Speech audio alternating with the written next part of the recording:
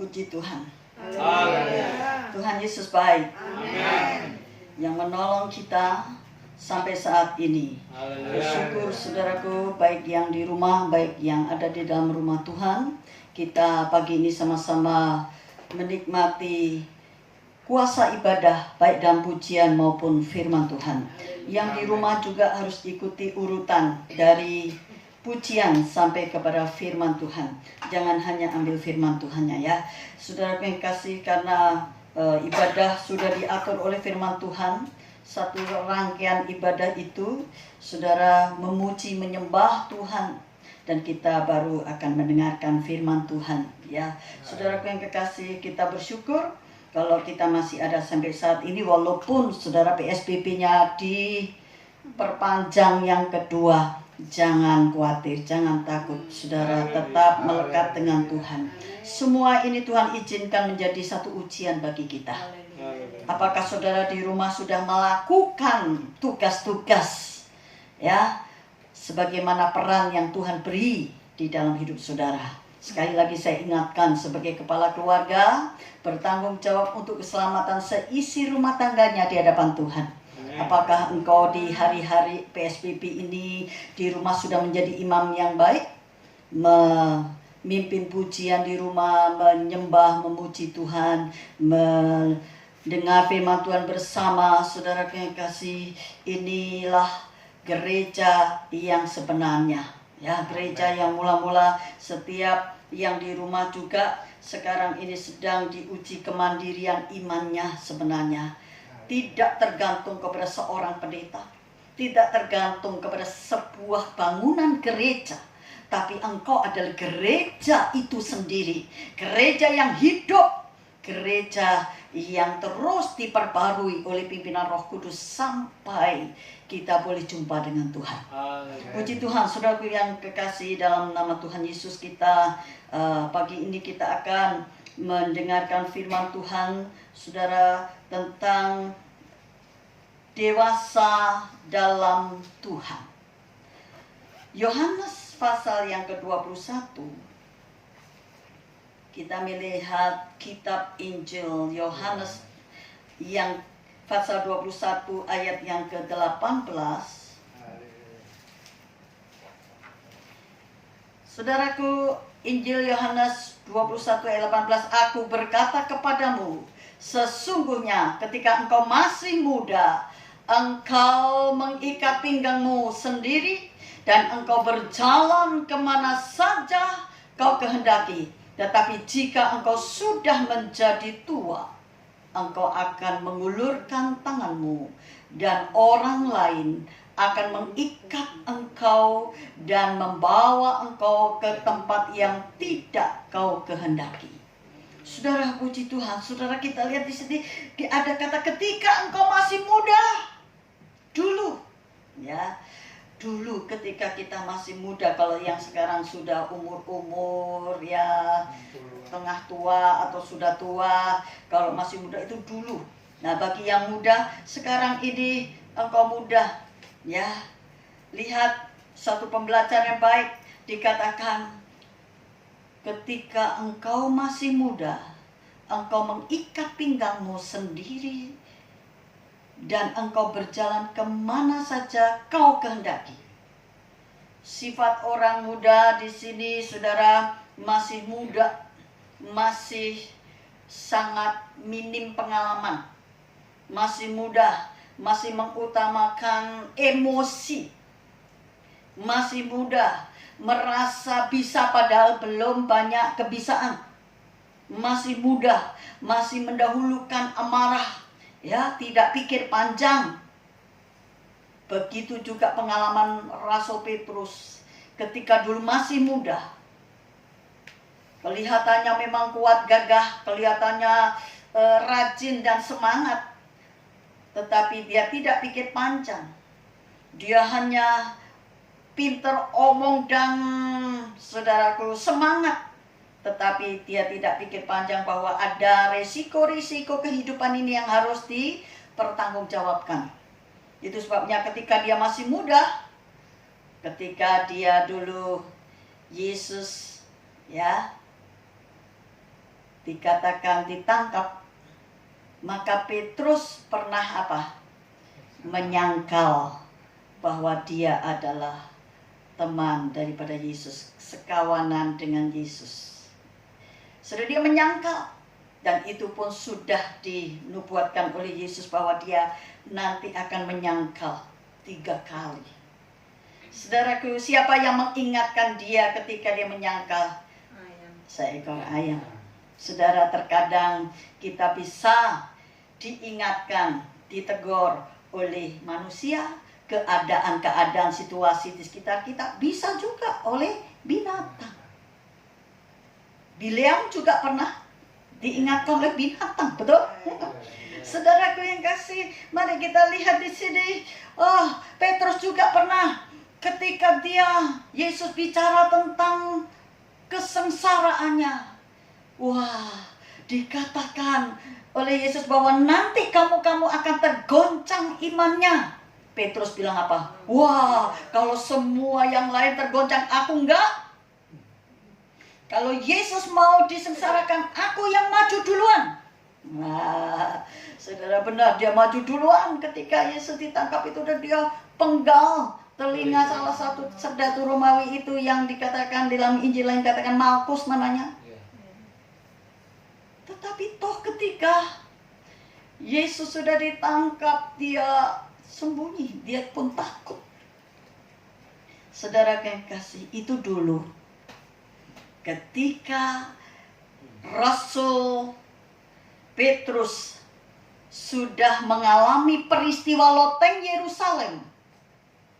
Di situ dia penuh Roh Kudus, saudaraku yang kasih. Karena dia sudah menyerahkan hidup lamanya.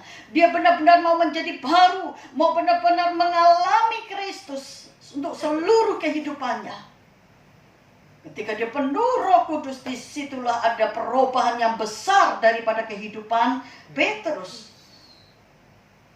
Dia menjadi tua rohani, tidak lagi menjadi orang yang muda rohani. Ini bicara tentang tua muda, bukan soal umur, bukan soal kulit yang keriput maupun kenceng, bukan soal dia masih gagah atau sudah agak miring-miring, sudah loyo. Saudara, ini bicara tentang saudara kerohanian. Tua bukan berarti peot, lemah, keriput, bukan. Ini tua artinya dalam hal ini kematangan di dalam rohani. Saudara, setelah Petrus penuh Roh Kudus, mari kita lihat dalam Kisah Rasul pasal yang kedua. Kisah Rasul 2. Kalau kita melihat Kisah Rasul 2 mulai ayat yang ke-14, dikatakan Kisah Rasul 2 ayat 14 mulai, maka bangkitlah Petrus berdiri dengan 11 rasul itu, dan dengan suara nyaring ia berkata kepada mereka, hai kamu orang Yahudi dan kamu semua yang tinggal di Yerusalem, ketahuilah dan camkanlah perkataanku ini. Orang-orang ini tidak mabuk seperti yang kamu sangka, karena hari baru pukul 9.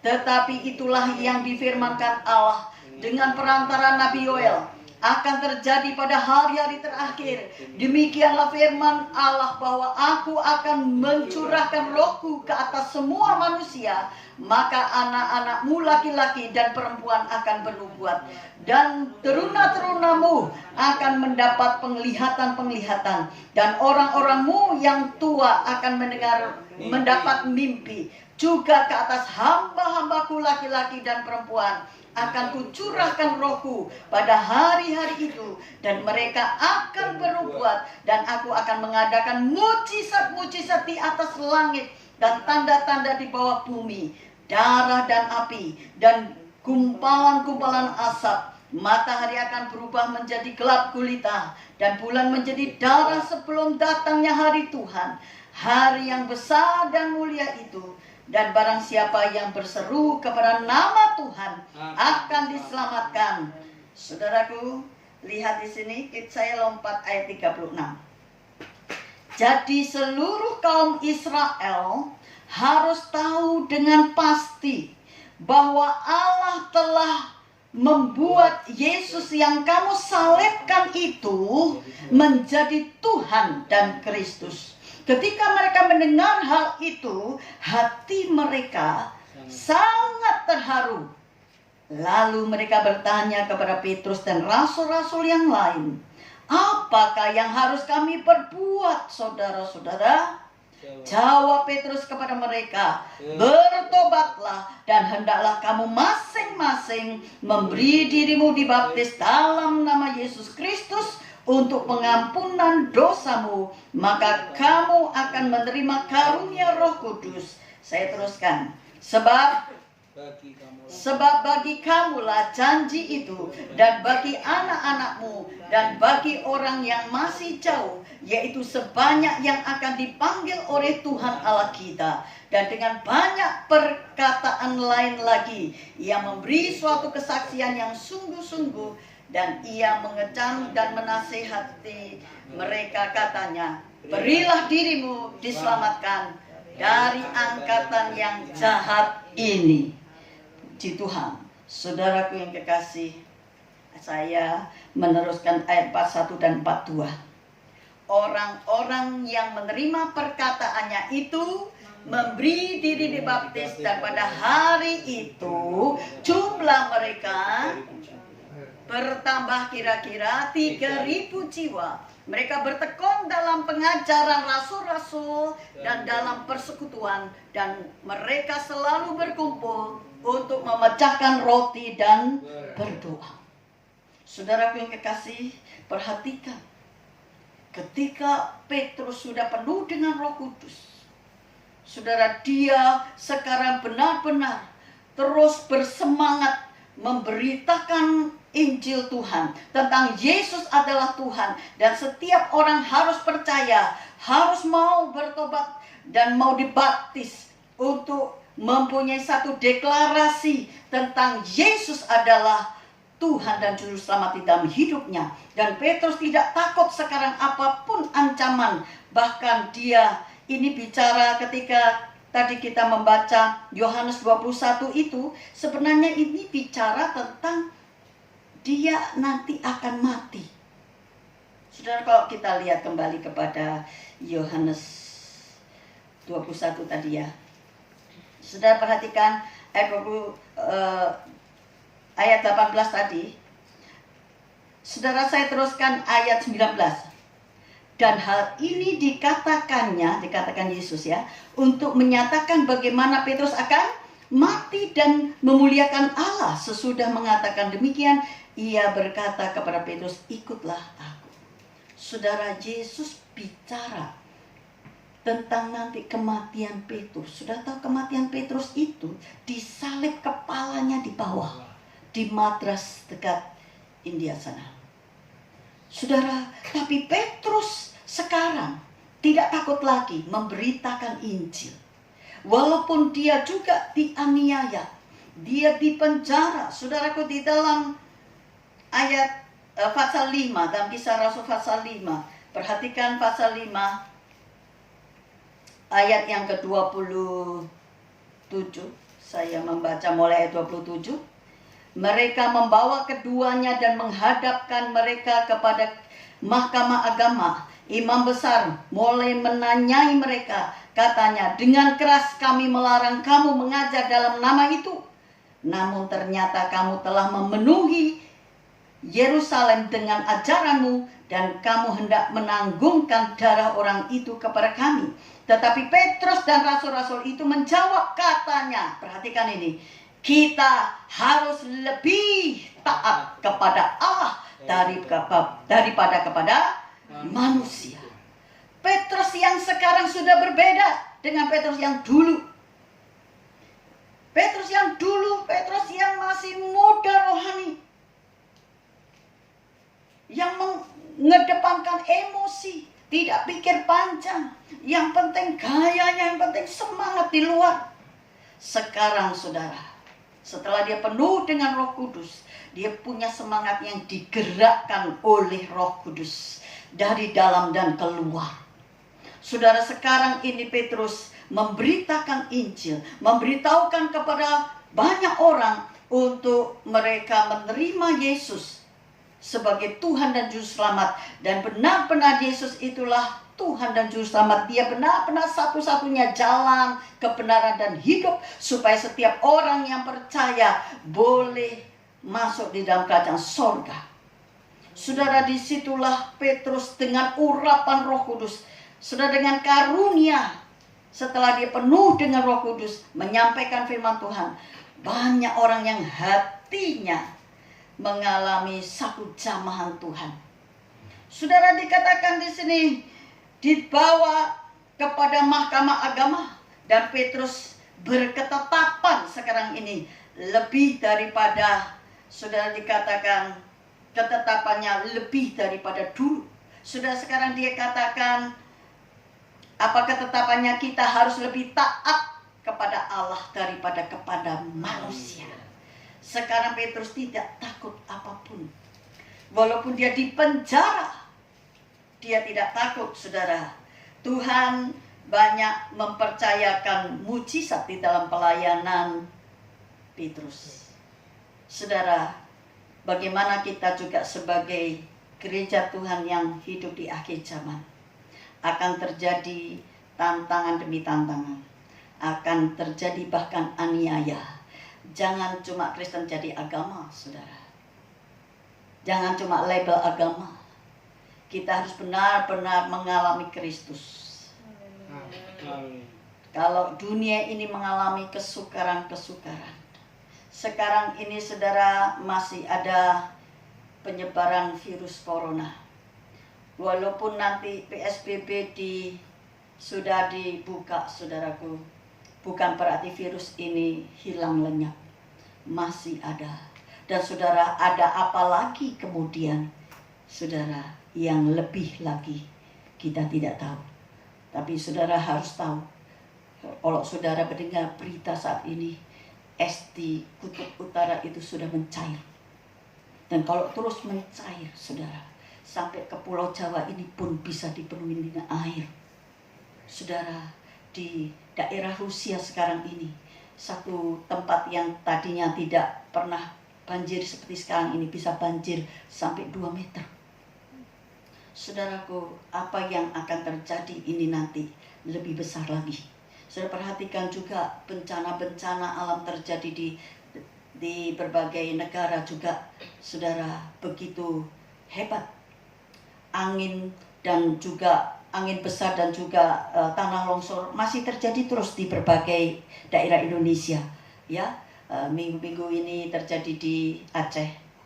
Saudara, terjadi lagi di berbagai tempat. Mari saudara kita lihat di sini.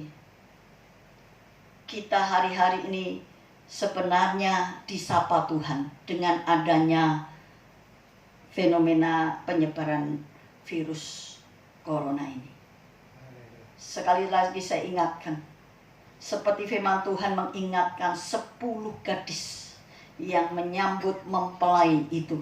Semua tidur karena mempelainya lama datang.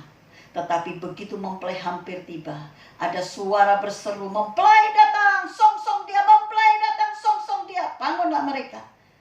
Tetapi persoalan ada di situ. Saudara, yang 5 tetap tenang karena dia membawa minyak.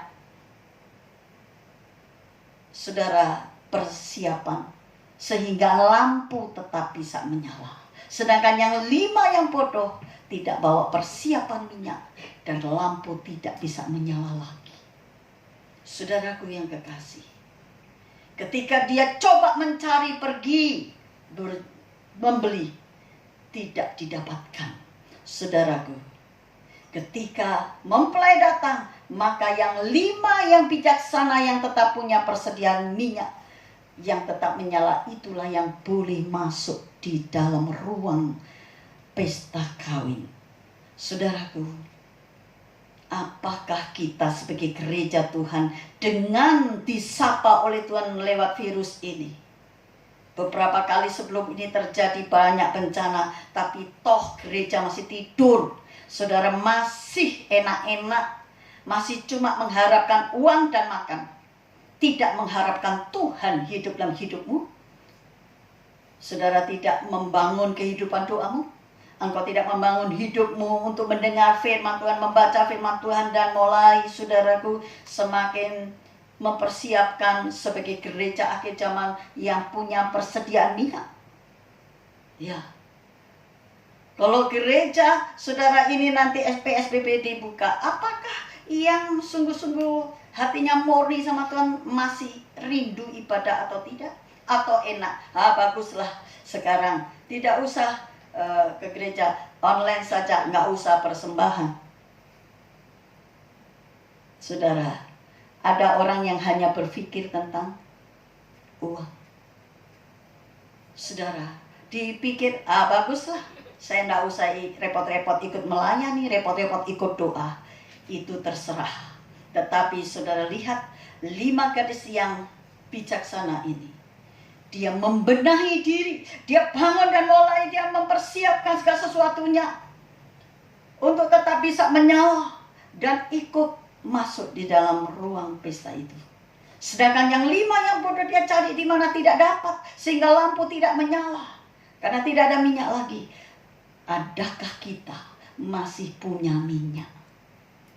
Adakah Roh Kudus masih ada dalam hidupmu, menegur hidupmu, ingin membangun hidup rohanimu sekarang ini menjelang Yesus datang yang kali yang kedua? Sebelum itu ada berbagai tantangan, berbagai aniaya. Ini masih belum apa-apa, saudara. Sudah saya pernah baca kemarin hari Rabu, kalau satu kali saat ada ladang tidak menghasilkan, buah anggur tidak berbuah, saudara. Kambing domba sudah terhalau, kandangnya udah sepi, tidak ada apa-apa. Apakah engkau tetap memuji Tuhan? Apakah engkau tetap memuji Tuhan? Apakah tetap bisa tersenyum dan bersyukur kepada Tuhan bahwa itu adalah hari di mana tidak lama lagi hidup di dunia ini sudah berakhir, berpindah ke tempat yang Tuhan sediakan. Begitu juga Petrus dikasih tahu hari kematiannya itu nanti sudah dekat, dan seperti itu ada aniaya di dalam pelayanan, tapi dia punya ketetapan. Kita harus lebih taat kepada Allah daripada kepada manusia. Saudaraku yang kekasih, apakah kita berketetapan seperti itu? Atau takut? Atau mundur? Atau ikut-ikut dengan banyak orang-orang terkenal, selebritis, karena ya jodohnya agama lain, ya sudahlah ikut saja. Hati-hati, saudara. Dan ada orang yang tadinya, saudara, sudah jadi anak Tuhan, kembali lagi ke sana hanya karena uang, hanya karena takut tekanan. Saudara, ini bukan bicara tentang, saudara, kenyamanan di dunia. Di dunia cuma sebentar saja. Tapi surga dan neraka bicara kekal selama-lamanya. Adakah kita mau mengerti ini sehingga kita mau mengambil keputusan? Seperti Petrus dikatakan, kita harus lebih taat kepada Allah daripada kepada manusia. Apakah engkau hanya hormat kepada orang yang membayar engkau, bosmu di dunia? Bagaimana dengan sorga, dengan bos sorga yang punya hidup, yang memberi nafas setiap hari? Saudaraku, mari kita mau bertobat. Hidup kita tidak lagi mudah secara rohani, tapi semakin dewasa, mengerti.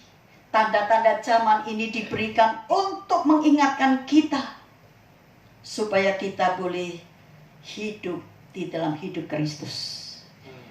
Kristen bukan agama, tapi kehidupan Kristus di dalam hidup kita. Saudaraku yang kekasih, mari kita lihat di dalam 1 Petrus 4.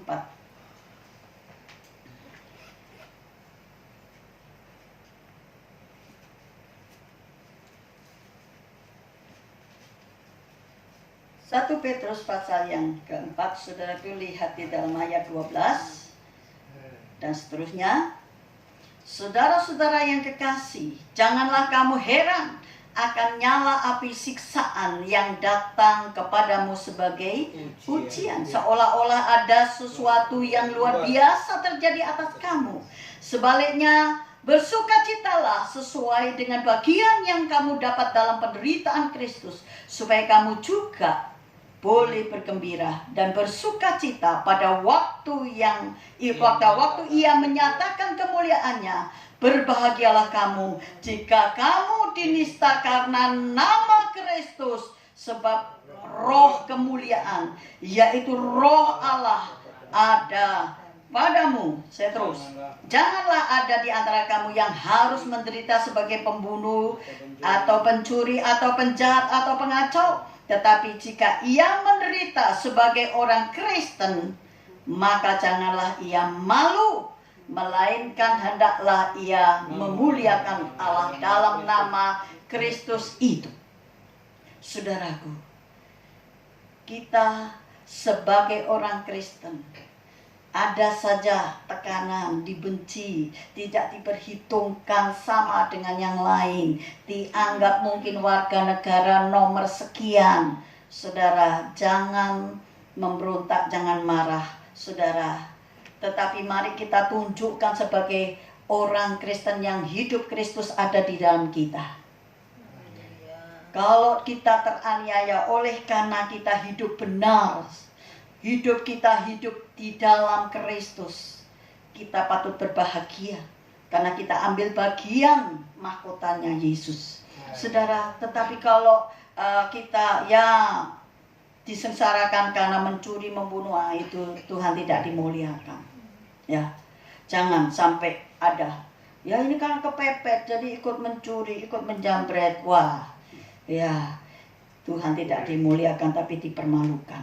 Tapi kalau kita harus menderita karena kita benar, karena kita jujur. Ya, orang hari-hari ini orang jujur malah dibenci di kantor, malah disantet, malah dikehendaki, dipengaruhi supaya bisa cepat dikeluarkan, dihasut, ya, bosnya dihasut supaya orang-orang Kristen yang jujur ini dikeluarkan.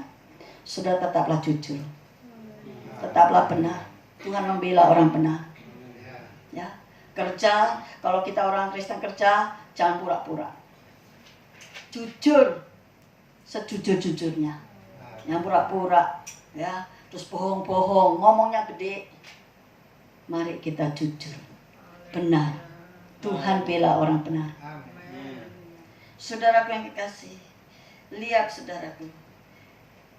Tadi dikatakan dahulu kamu muda, sekarang sudah menjadi tua. Dan dikatakan, ada apa?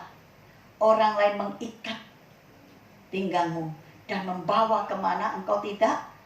Siapa orang lain itu? Saudara, bukan kehendak dia yang dulu muda, tapi ada kehendak Tuhan yang seringkali kehendak Roh Kudus itu. Roh bertentangan dengan kehendak daging, kehendak manusia. Saudara, seringkali kita tidak mengerti. Saya tertarik dengan nyanyian yang dikarang oleh Om Yoyo Onda tuh, apa, indah rencanamu. Sekarang kita nggak ngerti, tetapi nanti kita ngerti. Bahwa rencana Tuhan itu indah. Baik, Allah turut bekerja di dalam segala sesuatu untuk mendatangkan kebaikan. Percaya. Walaupun Petrus dibawa ke tempat di mana dia tidak suka, tapi dia sekarang taat. Dia sekarang sudah matang kerohaniannya, ketaatannya sudah ada. Ngerti itu kehendak Tuhan. Bukan anak-anak lagi, bukan orang muda dengan emosinya, kemarahan yang meledak-ledak. Tidak. Bukan orang yang tidak pikir panjang lagi. Sekarang dia mengerti kehendak Tuhan. Sekarang dia sudah semakin dewasa, semakin matang di dalam Tuhan. Sehingga dia tahu, walaupun mungkin itu dia tidak senang, tapi kalau itu kehendak Tuhan, dia taat. Itu sebabnya tadi dia katakan lebih baik taat kepada Tuhan daripada kepada manusia. Saudara, ini yang penting koreksi bagi kita. Hari-hari ini orang-orang suka pamit sama gembala. Wah, tante saya nggak ikut ke gereja ya, besok saya disuruh sama bos gini. Oh, saya besok tidak ke gereja gini. Pamit. Saudara, tidak ada pembelaan terhadap kebenaran. Kalau masih bisa dibela, kenapa tidak? Oh, saya ini pelayan sekolah minggu, saya ini pelayan pemuda, saya pelayan di remaja, saya ikut melayani di gereja ini. Kalau boleh, punya pembelaan terhadap pekerjaan Tuhan. Ada tidak? Ada apa enggak di sini? Lemah. Itu yang harus kita koreksi. Lebih taat kepada siapa daripada kepada Tuhan? Lebih taat kepada siapa? Ada jam-jam doa? Tidak pernah. Apa? Jadi Kristen model apa? Model apa? Cuma model cari kenyamanan, uang, makan. Hati-hati yang begini ini, saudaraku, anak-anak yang begini ini buta rohaninya, telinga rohaninya juga tuli, tidak mengerti tanda-tanda Tuhan sudah buat. Walaupun sudah banyak hamba Tuhan menyampaikan. Itu tadi hamba Tuhan menyampaikan, mempelai datang, song dia. 5 gadis yang bodoh itu tetap bodoh. Tadinya apakah tidak tahu suruh bawa minyak persediaan? Pasti dia tahu, tapi dia tidak taat. Dia menganggap, nggak apa-apa, begini aja. Yang penting saya ikut melayani, saya sudah giat, saya sudah pakai pakaian, ya, pesta, saya sudah punya minyak, nyala, ya sudah. Hati-hati saudara. Tuhan mati di kayu salib sepenuhnya. Mati, bukan sebagian, seluruhnya. Dan dia bangkit. Buat apa dia mati? Kita yang harusnya mati. Dia menebus hidup kita. Dia menggantikan pemberontakan hukuman itu dengan dia mau dihukum. Sudah supaya kita boleh dibebaskan. Dia mati supaya kita bangkit. Sudah dia bangkit pada hari yang ketiga untuk menunjukkan dia mampu mengalahkan maut. Mampu mengalahkan neraka untuk kita boleh memperoleh sorga. Saudaraku, mari kita lihat Efesus 4. Mengingatkan kepada kita supaya kita, apa sih dewasa itu? Saudaraku, di sini dikatakan di dalam Efesus pasal yang keempat ayat yang ke-13 mulai. Efesus 4 ayat 13. Sampai kita semua telah mencapai kesatuan iman dan pengetahuan yang benar tentang anak Allah. Kedewasaan apa? Penuh. Kedewasaan penuh. Dan tingkat pertumbuhan yang sesuai dengan kepenuhan Kristus. Kepenuhan Kristus. Sehingga kita bukan lagi anak-anak yang diombang-ambingkan oleh rupa-rupa angin pengajaran, oleh permainan palsu manusia dalam kelicikan mereka yang menyesatkan, tetapi dengan teguh berpegang kepada kebenaran di dalam kasih, kita bertumbuh di dalam segala hal ke arah Dia, Kristus yang adalah kepala. Daripadanya lah seluruh tubuh yang rapi tersusun dan diikat menjadi satu oleh pelayanan semua bagiannya, sesuai dengan kadar pekerjaan tiap-tiap anggota, menerima pertumbuhannya dan membangun dirinya dalam kasih. Saudara, saya sebenarnya ingin teruskan. Lihat ayat berikutnya. Sebab itu kukatakan dan kutegaskan ini kepadamu di dalam Tuhan, jangan hidup lagi sama seperti orang-orang yang tidak mengenal Allah dengan pikirannya yang sia-sia. Saudara, Tuhan ingin kita punya kedewasaan penuh. Bukan lagi anak-anak yang mudah diombang-ambingkan oleh angin-angin pengajaran. Jangan jadi Kristen sekedar saja. Jangan jadi Kristen cuma kulit. Begitu ada tantangan terbang, ya, sekam itu kalau ditampi, maka terpisahlah antara kulit dan yang isi. Yang kulit itu mesti terbang ikut angin, tapi yang isi tetap di tempatnya. Saudara, Tuhan ingin kita dewasa penuh. Amin. Dikatakan saudara, lalu tingkat pertumbuhan yang sesuai dengan kepenuhan Kristus. Kepenuhan Kristus. Penuh sampai Kristus datang. Punya persediaan minyak sampai mempelai itu datang, sampai masuk dalam tempat kesukaan. Saudaraku, sebentar lagi kita akan merayakan hari kenaikan Tuhan Yesus. Lalu ada doa pencurahan Roh Kudus. 2000 tahun yang lalu ini terjadi. Dan sampai sekarang pekerjaan Roh Kudus bukan sama, tetapi semakin besar.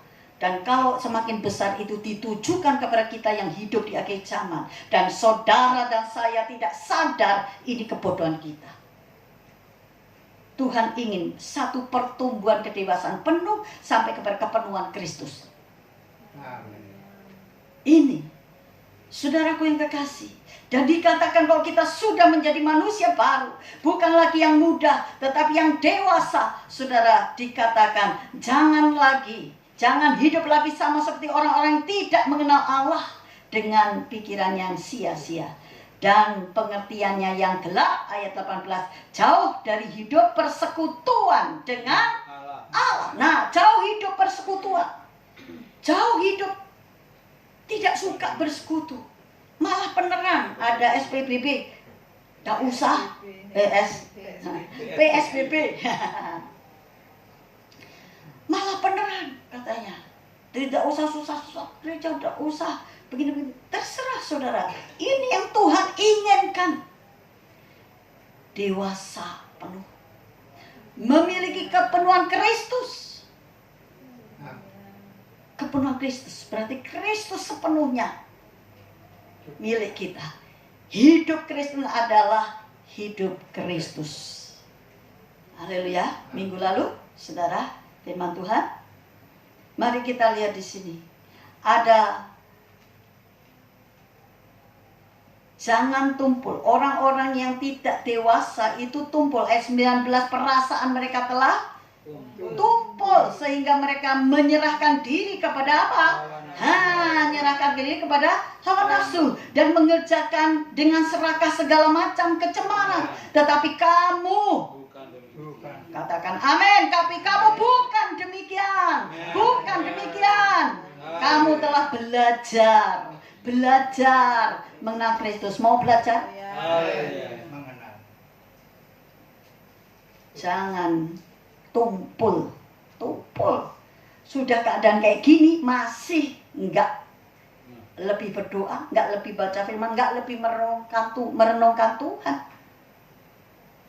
Apakah engkau mau ikut ke sorga atau ikut dengan dunia ini? Itu tadi, menyerahkan kepada hawa nafsu. Hati-hati yang tidak mau belajar untuk terus hidup dalam kepenuhan Kristus, yang tidak terus belajar kepada kedewasaan penuh. Saudaraku, tetapi kamu bukan demikian.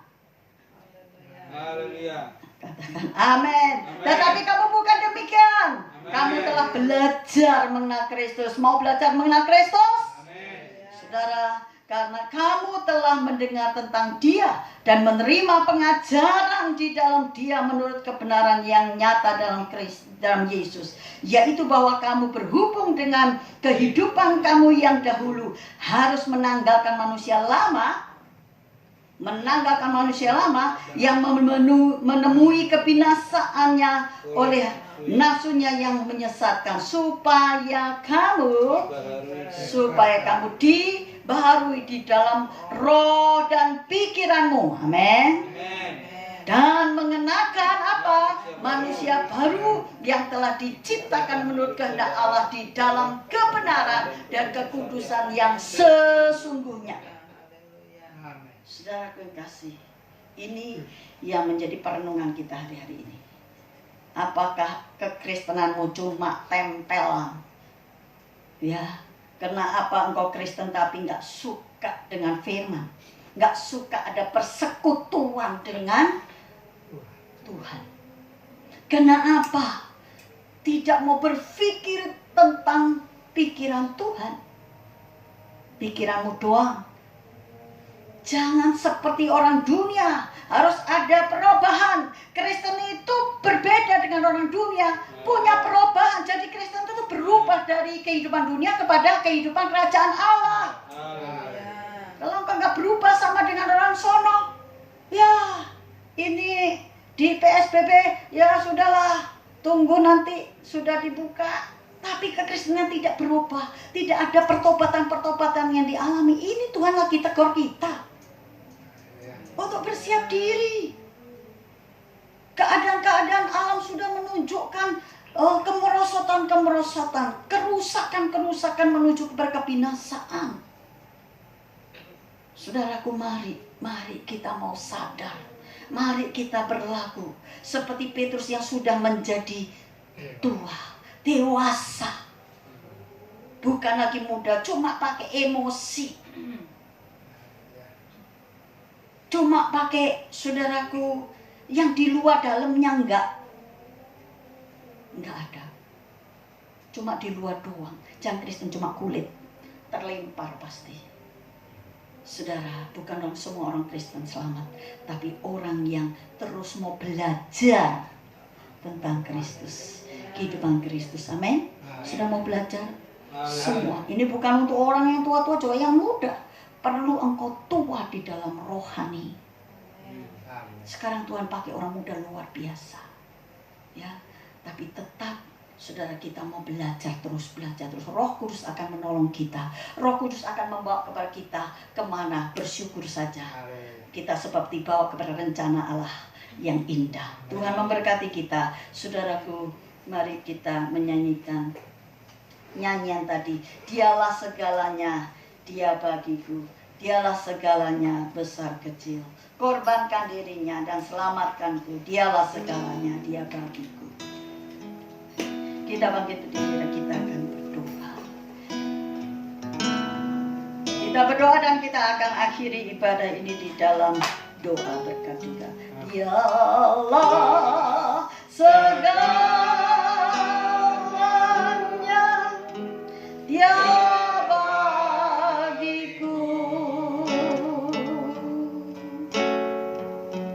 dialah segalanya, besar kecil. Korbankan dirinya dan selamatkanku. Dialah ya bagiku. Seperti air madu dari batu karang, dicicip air madu yang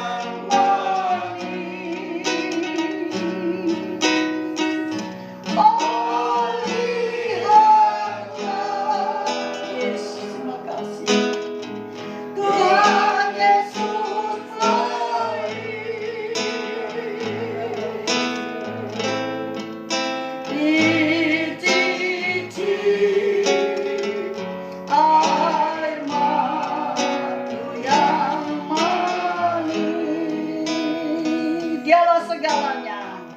Dialah, kita angkat tangan kita. Dia bagiku. Dialah segalanya, besar kecil. Korbankan dirinya dan selamatkanku.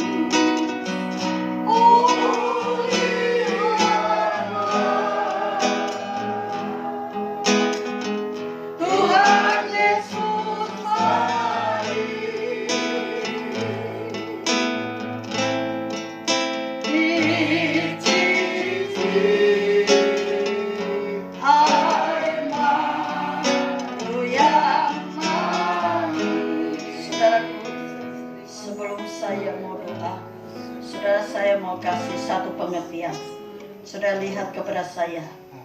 Saudara lihatlah, ini gelas berisi air. Saudara tahu ini beratnya berapa berat? Berapa beratnya ini? Berapa? Beratnya ada berapa? Ada yang bilang setengah kilo, ada yang berapa? 350 on, tiga setengah on. Saudaraku lihat ini. Kalau saya pegang ini 1 menit tidak berat. Kalau saya pegang ini 5 jam, bagaimana?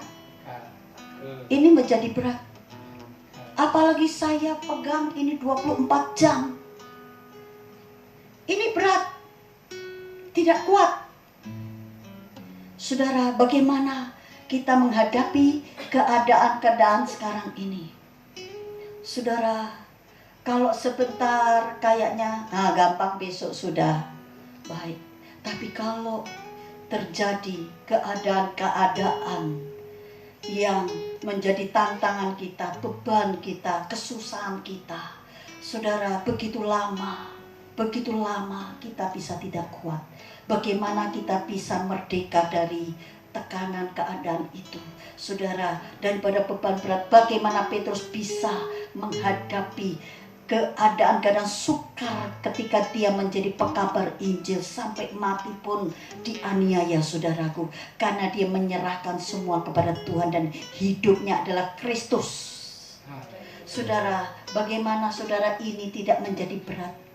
Letakkan saja, taruh dan bebaskan hidupmu, karena Tuhan sudah menanggung semuanya. Mari kita berdoa. Bapa, terima kasih Engkau yang sudah berfirman.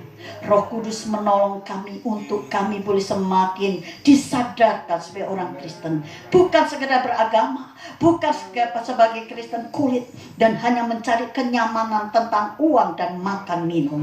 Itu adalah orang tidak mengenal Tuhan. Tapi kami mau kenal Yesus, kami mau memiliki Yesus, kami mau mengalami Yesus. Hidup kami adalah Kristus dan mati adalah keuntungan. Kalau kami masih hidup, kami mau berbuah, buah pertobatan, buah Kristus, supaya dunia tahu Yesus adalah Tuhan dan Juru Selamat satu-satunya. Dan dari mulut kami, biarlah kami mengeluarkan satu pekabaran Injil, kabar baik untuk orang lain pun diselamatkan. Taruhkan itu dalam hati kami ya Tuhan, hatimu dalam hati kami. Kami mau menjadi dewasa, mau matang dalam Tuhan, mengerti kehendak Tuhan dan taat sampai akhir. Terima kasih Bapa, terima kasih Tuhan. Kau memberkati yang beribadah di rumah, berkati yang beribadah di juga rumah Tuhan, memberkati semua yang mengikuti ibadah dengan sesungguhnya dan dengan ketulusan hati. Diberkati mereka yang lemah dikuatkan.